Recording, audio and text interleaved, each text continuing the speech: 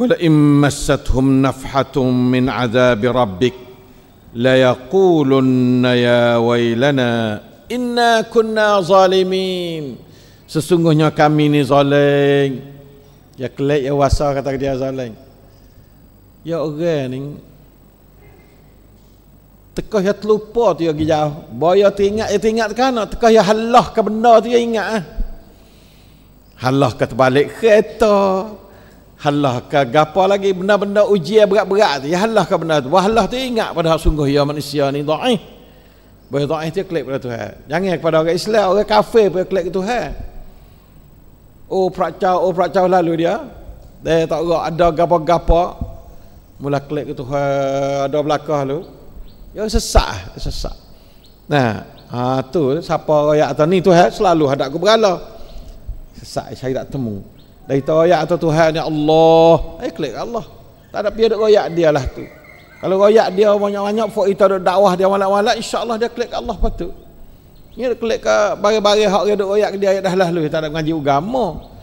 Ya agama ke atas hak nafsi-nafsi. Pian usah nak ngaji tak apa, tak ada pasal tak apa kita orang Islam. Islam ni mesti ngaji agama. Bahawa agama-agama ni cara hidup. Kita nak hidup agama tak ada cara. Tu agama-agama cara hidup. Kita nak hidup sampai mati ni hidup ni kena beragama, kena bercara hidup menurut Allah. Tu dia. Nak tidur, nak bangun, nak berjalan, nak berkecek, nak menatah, nak bekai, nak teriak, nak bergapa, kena turut ajar Allah Taala belaka. Teriak turut ajar Allah Taala tak apa. Bekai tak apa, turut ajar Allah Taala tak apa. Natah tak apa. Subhanallah, menatah. Boleh Allah kepada Allah Taala. Dan kejut-kejut baik subhanallah. La ilaha illallah. Sia kepada orang tak ada ajaran Allah. Yang menatah kadang-kadang panjang yo menatah. Dia tak ada ajaran Allah, tak tahu nak kata apa dah. Kalau kata subhanallah bihamdi Allah habis-habis kan. Sebab kalimatan khafifatan 'ala lisan thaqilatan fil mizan habibatan 'inda ar-rahman aw ila ar-rahman ialah subhanallah wa bihamdi. Subhanallah wa bihamdi dia subhanallah wa bihamdi. Kayak ngel lidah. Berat jadi pahala berat, memberat kepala. Subhanallah wa bihamdi guk tu pahala kita. Boleh memberatkan faman thaqulat mawazinuhu fahuwa fi 'aishatir radiyah.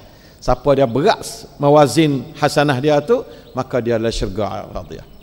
Jadi nak beratlah nak kena pisah cari, kena buat buku, buat kena. Subhanallah bihamdi banyak sikit. Subhanallahil azim, subhanallah bihamdi, subhanallahil azim, subhanallah bihamdi, subhanallahil azim.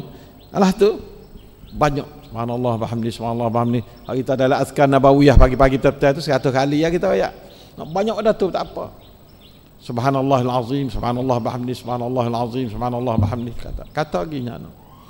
Kerana itu orang panggil dua kalimah yang rekngeh di lidah, berat dalam timbangan neraca dan sangat dikasihi oleh Allah. Kalimah tu terkena habibatan ila rahman.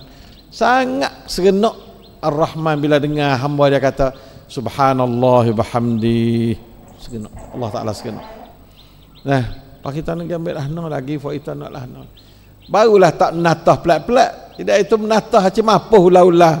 Nah, tu juga letih bukan tak letih menatah ni. Nah, tu. Yang katanya sungguh dia tu. Akan dia tu baik. Tapi insya-Allah dah kita didik cara Islam ni tak apa ulama pun mujud dah, tapi makna kata ya dia cari kalimah apa dia kata. Aci dia sendiri tak tahu nak kata lepas boya ingat tak tahu nak kata apa. Auzubillahi minasyaitanir rajim.